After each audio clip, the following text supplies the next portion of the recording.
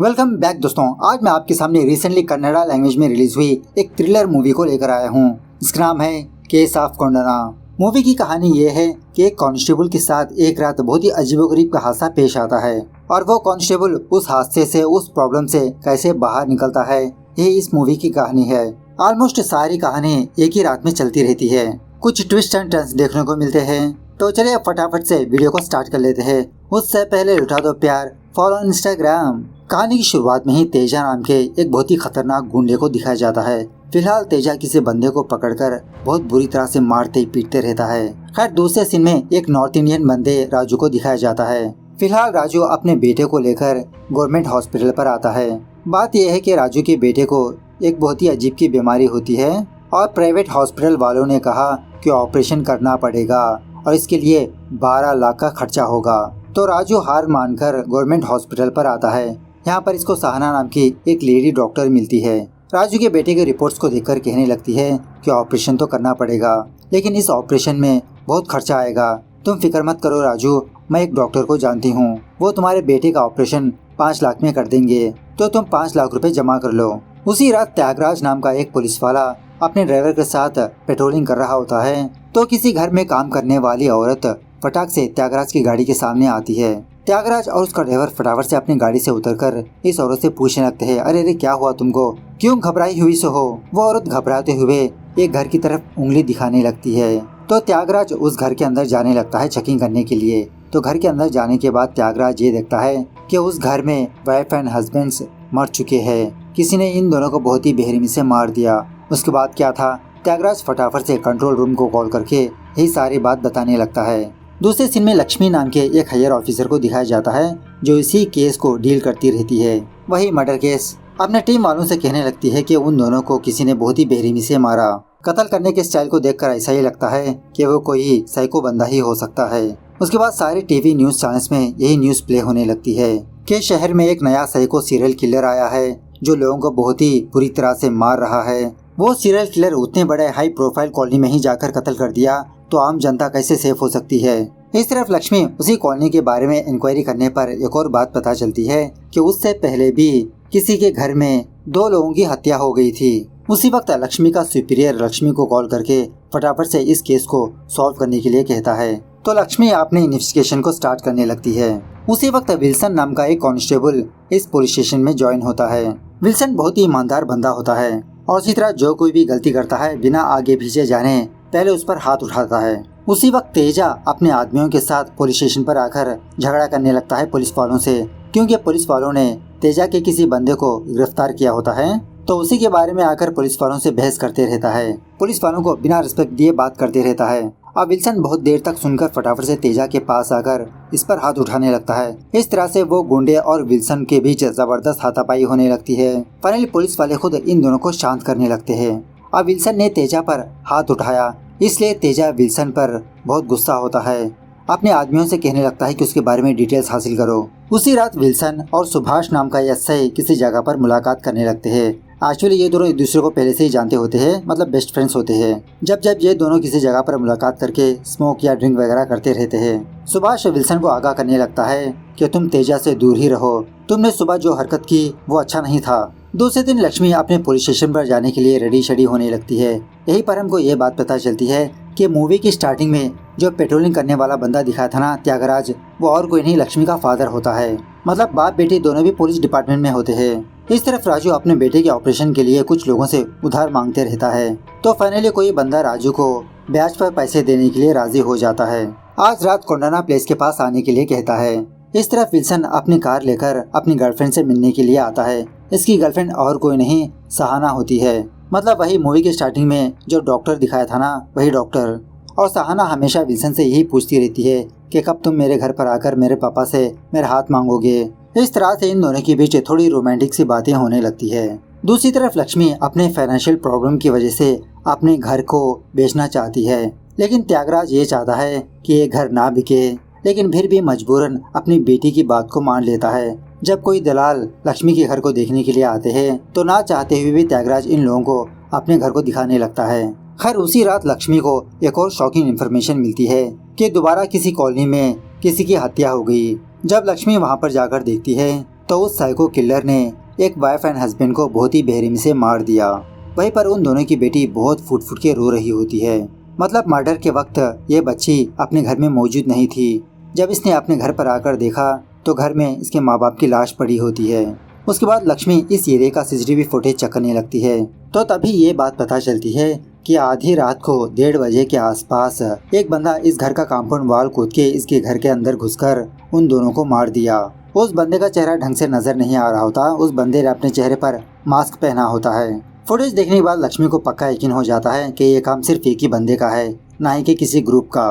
खैर उसी रात विल्सन सहाना के घर पर आता है अपनी शादी की बात करने के लिए। तो सहाना का फादर इनकी शादी के लिए टोटली मना करने लगता है कि मैं अपनी बेटी की शादी इंटरकैश में करवाना नहीं चाहता। इस तरह से विल्सन को यहाँ से जाने के लिए कहता है। विल्सन बहुत ही गुस्से में किसी जगह पर आकर स्मोकिंग करते रहता है कि सहाना के फादर ने इसको अनाप शनाप बका। तभी विल्सन के पास सहाना आकर इसको समझाने लगती है, इसको दिलासा दिलाने लगती है। उसी वक्त तेजा और उसके आदमी विल्सन के पास आकर सहाना के बारे में कुछ बैड कमेंट करने लगते हैं। विल्सन को गुस्सा आकर उन लोगों से फाइट करने लगता है। उन सारे लोगों को बहुत मार पीट कर सहाना को लेकर वहाँ से भाग निकलता है। दूसरी तरफ लक्ष्मी के घर में एक गैस रिपेयर करने वाला बंदा आता है। तो इस बंदे को देखकर लक्ष्मी को एक जबरदस्त आइडिया आता है। बात यह है कि अब तक जिन घरों में हत्या हुई उन घरों में चोरी भी हुई थी। मतलब बहुत सारे गहने और पैसे चोरी हो गए। फटाफट से अपने पुलिस स्टेशन पर आकर इंस्पेक्टर से कहने लगती है कि अगर कोई भी बंदा किसी घर में चोरी करना हो तो पहले उस घर की अच्छे से इंस्पेक्शन करने लगता है। और जिन घरों में चोरी हुई चोर को अच्छी तरह से पता था कि उसी जगह पर जेवर और गहने मौजूद थे। घर को अक्सर कुछ लोग आया करते हैं, जैसे गैस सिलेंडर वाले या प्लम्बर वाले। ये पता करने के लिए कहती है कि उस कॉलोनी में गैस रिपेयर करने वाला बंदा कोई गया था। इस तरह से जिस जिस दिन उन घरों में हत्या हुई थी उस कॉलोनी का सीसीटीवी फुटेज चेक करने लगती है। स्पेशली गैस सिलेंडर वाले बंदे को फाइंड आउट करने के लिए कहती है। दूसरी तरफ जब राजू अपने पानीपुरी गाड़ी के पास होता है तो राजू की वाइफ राजू को कॉल करके कहने लगती है कि इसकी बेटी की तबीयत बहुत बिगड़ चुकी है, सांस लेने में दिक्कत हो रही है, फटाफट से आप कुछ करिए। राजू कहने लगता है कि तुम बच्चे को लेकर मेरे पास आ जाओ। तो उसके बाद राजू सहाना को कॉल करके अपने बेटे की हालत के बारे में बताने लगता है। सहाना कहने लगती है कि तुम अपने बेटे को लेकर फटाफट से हॉस्पिटल आ जाओ, मैं तुम्हारा इंतजार करती रहूंगी, देर मत करना। राजू भी कहने लगता है हाँ मैडम, आप ऑपरेशन की तैयारी कर दीजिए, मैं किसी भी तरह से 5 लाख का इंतजाम कर दूंगा। तो उसी वक्त विल्सन अपनी कार के जरिए से अपने घर पर जा रहा होता है। तो किसी रास्ते पर आने के बाद सडनली एक बाइक वाला बंदा विल्सन की गाड़ी के सामने आता है, जिसकी वजह से विल्सन अपनी गाड़ी को घुमा देता है, किसी नेम बोर्ड को जाकर ठोक देता है, जिसकी वजह से विल्सन के सर पर जबरदस्त चोट आती है। विल्सन का सर चकराने लगता है। ये छोटा सा एक्सीडेंट देखकर राजू फटाफट से विल्सन की गाड़ी के पास आकर विल्सन को उसकी गाड़ी से निकालकर अपने पानीपुरी गाड़ी के पास ले जाकर उसे पानी देने लगता है, उसे संभालने लगता है। विल्सन राजू से कहने लगता है कि मेरे गाड़ी के डैशबोर्ड में फर्स्ट एड बॉक्स है, क्या आप थोड़ा ला सकते हो। सो उसी तरह से जब राजू विल्सन की गाड़ी के पास जाता है तो डैशबोर्ड में काफी सारा पैसा होता है। राजू सोचने लगता है कि अब तो इसको पैसों की सख्त जरूरत है, इसके बेटे का ऑपरेशन करवाना है, लेकिन क्या चोरी करना सही बात है। इसके बावजूद भी राजू उन पैसों को एक कपड़े में लिपटकर अपने गाड़ी के पास आकर छुपा देता है। बाद में विल्सन को फर्स्ट एड करने लगता है। बदले में विल्सन राजू को थोड़े बहुत पैसे भी देने लगता है। विल्सन थोड़ा बहुत ठीक होने के बाद अपनी गाड़ी के पास आकर जब अपनी गाड़ी से जाने ही वाला होता है तो इसकी गाड़ी के डैशबोर्ड में इसके पैसे मौजूद नहीं होते।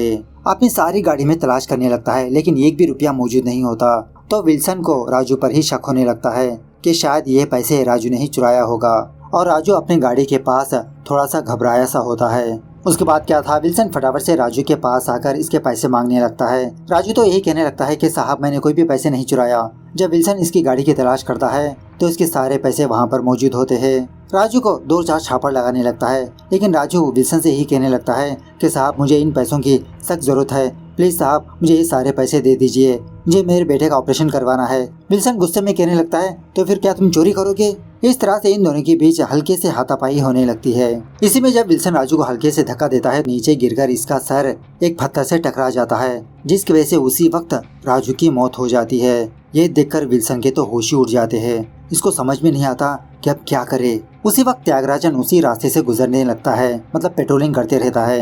एक्चुअली हर रात त्यागराज और इसका ड्राइवर राजू के पास आकर स्मोकिंग करते रहते हैं। अब राजू के पानीपुरी की गाड़ी के पास तो विल्सन बैठा होता है।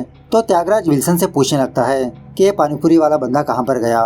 विल्सन झूठ कहने लगता है कि पानी लाने के लिए गया। और उसी तरह विल्सन त्यागराज से ये नहीं बताता कि ये भी पुलिस वाला है। उसके बाद त्यागराज थोड़ी बहुत स्मोकिंग वगैरह करके वहाँ से चले जाता है। एक्चुअली विल्सन राजू की लाश को किसी बड़े से कवर के नीचे छुपा कर रखा होता है, इसीलिए राजू की लाश त्यागराज को नहीं नजर आती। त्यागराज जाने के बाद विल्सन भी फटाफट से वहाँ से जाने लगता है, लेकिन रास्ते के दरमियान विल्सन को एक बात खनकने लगती है कि राजू की गाड़ी के पास तो पानी ऑलरेडी मौजूद है, तो शायद वो पेट्रोलिंग करने वाला बंदा भी उसी पानी को ऑब्जर्व किया होगा। मतलब वो लोग दोबारा वापस आ सकते हैं राजू की गाड़ी के पास। तो ये सोचकर विल्सन फटाफट से दोबारा राजू की गाड़ी के पास आकर राजू की लाश को अपनी गाड़ी की डिक्की में रखकर अपनी गाड़ी का नंबर प्लेट निकाल देता है। सो विल्सन जब वहाँ से जा रहा होता है तो सेम उसी तरह त्यागराज को विल्सन पर शक होकर राजू की गाड़ी के पास आने लगता है। मतलब वहाँ पर पानी तो ऑलरेडी मौजूद था, तो वो बंदा कहाँ पर गया। विल्सन को जाता हुआ देख त्यागराज विल्सन की गाड़ी को ही फॉलो करने लगता है। थोड़ी देर के बाद राजू की बीवी अपने बेटे को लेकर राजू की गाड़ी के पास आती है, लेकिन राजू वहाँ पर मौजूद नहीं होता। उसके फोन को कॉल करने लगती है, लेकिन नो रिस्पॉन्स। सोचने लगती है कि शायद राजू हॉस्पिटल पर गया होगा, तो ये अपने बेटे को लेकर हॉस्पिटल पर जाने लगती है। दूसरी तरफ लक्ष्मी के इन्वेस्टिगेशन में एक बंदे के बारे में पता चलता है। इसका नाम होता है सेल्वा। पता लग जाता है कि सेल्वा ही उन सारे कत्ल को कर रहा है, उन सारे लोगों को बेरहमी से मार रहा है। इसके बारे में फाइंड आउट करने के लिए कहती है अपने टीम मेंबर्स को। दूसरी तरफ विल्सन एक पेट्रोल पंप के पास आकर रुकता है। अब ऑफकोर्स त्यागराज विल्सन की गाड़ी को ही फॉलो करते रहता है, और वो भी बहुत ही दूर से। तो त्यागराज ये देखता है कि विल्सन उस पेट्रोल पंप के पास जाकर कैन में बहुत सारा पेट्रोल भरवा कर ले जा रहा है। मतलब विल्सन यही सोचने लगता है कि ये राजू की लाश को किसी सुनसान जगह पर ले जाकर जला देगा। इस तरह से सिटी के बाहर जाने लगता है। दूसरी तरफ लक्ष्मी की टीम सेल्वा को फाइंड आउट करके इसको पकड़ने की कोशिश करने लगते हैं, लेकिन सेल्वा पुलिस वालों को पहचान कर वहाँ से भागने लगता है। मतलब फाइनली पुलिस के हाथों से बच निकलता है। ये देखकर लक्ष्मी अपने सारे टीम मेंबर्स को इन्फॉर्म कर देती है कि आज रात हमको किसी भी तरह से सेल्वा को पकड़ना होगा। जगह जगह पर चेक पोस्ट लगाकर सेल्वा की तलाश करो, वो जरूर शहर से बाहर जाने की कोशिश करेगा। तो पुलिस वाले उसी तरह से हर जगह पर चेक पोस्ट लगाकर हर एक आती जाती गाड़ी को चेक करने लगते हैं। अब उसी वक्त विल्सन उस रास्ते से गुजरते हुए ये चीज देखकर शॉक में रह जाता है कि अचानक से ये लोग गाड़ी की चेकिंग क्यों कर रहे हैं। जब विल्सन अपनी गाड़ी को पलटाकर वापस जाने ही वाला होता है, तभी विल्सन की गाड़ी में इसका फ्रेंड सुभाष आकर बैठता है। कहने लगता है, अरे यार अच्छा हुआ तुम यहाँ पर मिल गए। सेल्वा नाम का एक क्रिमिनल पुलिस के हाथों से बच निकला है, उसी की तलाश कर रहे हैं हम लोग। अब सुभाष विल्सन की गाड़ी में मौजूद होने की वजह से वहाँ के पुलिस वाले विल्सन की गाड़ी को चेकअप नहीं करते। रास्ते के दरमियान सुभाष ये ऑब्जर्व करता है कि विल्सन थोड़ा सा घबराया सा हुआ है, और उसी तरह इसकी गाड़ी के बैक साइड में पेट्रोल कैन को देखता है। तो इसके बारे में पूछने पर विल्सन कहने लगता है, अरे कुछ नहीं यार, मेरे बाइक में पेट्रोल खत्म हो गया, इसके लिए ले जा रहा हूँ। और उसी तरह मेरी और सहाना के बीच थोड़ा बहुत झगड़ा हुआ, इसलिए मैं थोड़ा परेशान हूँ। उसके बाद विल्सन सुभाष को उसके घर के पास ड्रॉप करने पर सुभाष विल्सन को स्मोक करने के लिए कहता है। तो इस तरह से ये दोनों थोड़ा बहुत स्मोकिंग करते रहते हैं। अब त्यागराज तो विल्सन को फॉलो कर रहा होता है ना, तो दूर से खड़े रहकर यही सोचने लगता है कि पुलिस वाला इससे क्यों बात कर रहा है, आखिरकार ये दोनों क्या बात कर रहे हैं। इस तरफ सुभाष दोबारा विल्सन को इसकी घबराहट का रीजन पूछने पर विल्सन दोबारा बहाना बनाने लगता है। बाद में विल्सन अपनी गाड़ी में बैठकर चला जाता है। विल्सन जाने के बाद सुभाष ये देखता है कि जिस जगह पर विल्सन की गाड़ी खड़ी थी वहाँ पर कुछ खून के खतरे गिरे हैं। तो इस खून को देखकर सुभाष को विल्सन पर शक होने लगता है कि विल्सन जरूर कुछ छुपा रहा है।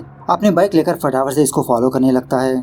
दूसरी तरफ विल्सन सिटी से बाहर किसी सुनसान जगह पर आता है और राजू की लाश को अपनी गाड़ी के डिक्की से निकालकर उसके ऊपर पेट्रोल छिड़कने लगता है लाश को जलाने के लिए। लेकिन उसी वक्त सुभाष यहाँ पर पहुंचकर राजू की लाश को देखकर विल्सन से पूछने लगता है कि विल्सन ये तुम क्या कर रहे हो, ये किसकी लाश है। विल्सन घबराते हुए सुभाष को जो हुआ वो सारी बात बताने लगता है। मतलब वही विल्सन का छोटा सा एक्सीडेंट, राजू पैसे चुराना, इसको धक्का देना। सुभाष कहने लगता है, अच्छा ठीक है तुम फिक्र मत करो, मैं इंस्पेक्टर से बात करके इस मामले को दबा दूंगा, और वैसे भी तुमने जानबूझकर तो हत्या नहीं की ना। At the same time Tyagaraj और उसका ड्राइवर इसी सुनसान जगह पर पहुंचते हैं। अब वही दूरी पर विल्सन और सुभाष एक दूसरे से बात कर रहे होते हैं ना, तो त्यागराज यही सोचने लगता है कि आखिरकार ये दोनों यहाँ पर क्यों आए और क्या खुसर-फुसर चल रही है इन दोनों के बीच। दूसरी तरफ लक्ष्मी और उसकी टीम सेल्वा को फॉलो करते हुए किसी पुरानी फैक्ट्री पर आते हैं, क्योंकि सेल्वा इसी पुरानी फैक्ट्री में छुपा बैठा होता है। सेल्वा पर अपनी गन पॉइंट आउट करने लगती है। सेल्वा कहने लगता है कि प्लीज मैडम मुझे मत मारो, मुझे कोर्ट में पेश करो, उन सारे लोगों की हत्या मैं नहीं की, मैं कबूल कर रहा हूँ। लेकिन लक्ष्मी बिना सोचे समझे सेल्वा को मार देती है कि ऐसे लोग मरना ही बेहतर है, और अपने इंस्पेक्टर से कहने लगती है कि इस मामले को यहीं पर दबा दो। मतलब लक्ष्मी लोगों का एनकाउंटर ऐसे ही करती रहती है ऑफ द रिकॉर्ड। इस तरफ त्यागराज और उसका ड्राइवर विल्सन के पास आकर राजू की लाश को देखकर शॉक में रह जाते हैं। सुभाष से पूछने लगता है, अरे सर, ये किसकी लाश है? मुझे पहले से ही इस बंदे पर शक था, इसीलिए मैं इसको फॉलो करते आ रहा हूँ। सुभाष कहने लगता है कि देखो त्यागराज, विल्सन हमारे डिपार्टमेंट का बंदा है, नौजवान है, गलती हो गई इसके हाथों से, मैं इस मामले को संभाल लूंगा, तुम यहाँ से जाओ, खामखा विल्सन का फ्यूचर बर्बाद होगा। लेकिन त्यागराज यही कहने लगता है, अरे सर, ऐसे कैसे चले जाऊँ, आप एक सीनियर पुलिस ऑफिसर हो और ये बात तो लक्ष्मी मैडम को बतानी ही पड़ेगी। इस तरह से स्टेशन को कॉल करने की कोशिश करने लगता है, लेकिन सुभाष त्यागराज को रोकने लगता है। सो इसी दरमियान में इन चारों के बीच यहाँ पर हाथापाई होने लगती है। दूसरी तरफ हॉस्पिटल में जब राजू के बेटे का ट्रीटमेंट हो रहा होता है, बेचारे बच्चे की जान चली जाती है, मतलब आइन टाइम पर ऑपरेशन नहीं हो पाता। इस तरफ इन चारों के दरमियान झगड़ा हो रहा होता है ना, तो यहीं पर वो पेट्रोल कैन होता है, तो ये सारे लोग उस पेट्रोल कैन के ऊपर गिर जाते हैं, जिस वजह से कैन से वो पेट्रोल नीचे गिर जाता है और उसी पेट्रोल में ये लोग लौटने लगते हैं। त्यागराज को डराने के लिए सुभाष अपनी गन निकालने लगता है। इसी दरमियान में गलती से फायरिंग हो जाती है और बुलेट उस पेट्रोल कैन को लगने की वजह से वहाँ पर एकदम से आग जलने लगती है और झटके में उसी आग में ये तीनों लोग, मतलब चारों लोग जलने लगते हैं। राजू की लाश, त्यागराज, उसका ड्राइवर और सुभाष। एक्चुअली उस वक्त विल्सन वहाँ से बाहर आ चुका होता है, इसको आग नहीं लगती, तो इन तीनों को जलता हुआ देख विल्सन को कुछ भी समझ में नहीं आता कि इन तीनों को कैसे बचाए। तो इसी मौके का फायदा उठाकर विल्सन फटाफट से अपनी गाड़ी के जरिए से वापस अपने घर पहुंच जाता है। दूसरी तरफ वो रौडी तेजा उस पुराने फैक्ट्री के पास आता है, लेकिन वहां पर सलवा की लाश मौजूद नहीं होती। एक्चुअली सलवा और कोई नहीं, तेजा का छोटा भाई होता है। सो असली बात जानकर तेजा लक्ष्मी को मारने का डिसाइड कर लेता है। इस तरफ दो और पुलिस वाले पेट्रोलिंग करते हुए उस सुनसान जगह पर आते हैं और यहाँ पर वो दो पुलिस वाले त्यागराज की गाड़ी को देखते हैं। सोचने लगते हैं कि ये गाड़ी यहाँ पर क्या कर रही है। इस तरह से उस प्लेस की इंस्पेक्शन करने पर वहाँ पर 4 लोगों की डेड बॉडी मिलती है। इन पुलिस वालों को फटाफट से कंट्रोल रूम को कॉल करके बता देते हैं। शॉकिंग बात यह है कि त्यागराज अभी भी मरा नहीं होता, इसकी सांस अभी भी चल रही होती है। फटाफट से इसको हॉस्पिटल पहुंचाया जाता है। ये जानने के बाद लक्ष्मी फटाफट से हॉस्पिटल पर आती है अपने फादर को देखने के लिए, लेकिन लक्ष्मी की आंखों के सामने ही इसके फादर की मौत हो जाती है। बेचारा त्यागराज मर जाता है। उसके बाद लक्ष्मी अपनी टीम को लेकर उस क्राइम स्पॉट पर जाती है जहाँ पर यह हादसा पेश आया। अपने टीम मेंबर से कहने लगती है कि हमारे डिपार्टमेंट के 3 लोगों की जान गई और एक सिविलियन की, जिसका मतलब यहाँ पर इन चारों के बीच कुछ जरूर घटना पेश आई थी। आखिरकार वो चारों यहाँ पर क्यों आए और इन चारों के साथ एक और बंदा भी मौजूद था। मतलब उस प्लेस पर विल्सन की गाड़ी के टायर मार्क्स होते हैं ना, उसी से पता लगा लेती है लक्ष्मी कि इस जगह पर एक और बंदा मौजूद था। लक्ष्मी कहने लगती है कि पहले हमको यह बात पता करनी होगी कि मेरे फादर उस जगह पर क्यों गए, क्या किसी को फॉलो कर रहे थे या तो फिर कोई चीज की इन्वेस्टिगेशन करने के लिए गए थे। उस जगह के हर एक सीसीटीवी फुटेज को चेक करने के लिए कहती है। अब विल्सन भी पुलिस वाला होता है ना, तो लक्ष्मी की बातें सुनकर पहले से ही चौकन्ना हो जाता है। विल्सन दूसरे पुलिस वालों से पहले किसी होटल में जाकर वहाँ का सीसीटीवी फुटेज दिखाने के लिए कहता है, तो वो होटल वाला बंदा उसी तरह से विल्सन को फुटेज दिखाने लगता है। तो इस फुटेज में क्लियरली साफ नजर आता है कि त्यागराज विल्सन की गाड़ी को फॉलो कर रहा था। उसी वक्त उसी होटल पर दूसरा पुलिस वाला आकर सीसीटीवी फुटेज दिखाने के लिए कहता है। होटल वाला बंदा कहने लगता है, अरे सर, अभी अभी हमारे होटल पर एक और पुलिस वाला आया, वो ऊपर वाले कमरे में सीसीटीवी फुटेज चेक कर रहा है। जब तक वो होटल वाला बंदा और दूसरा पुलिस वाला ऊपर वाले कमरे में आते, तब तक विल्सन ये सारे हार्ड डिस्क को लेकर भाग चुका होता है।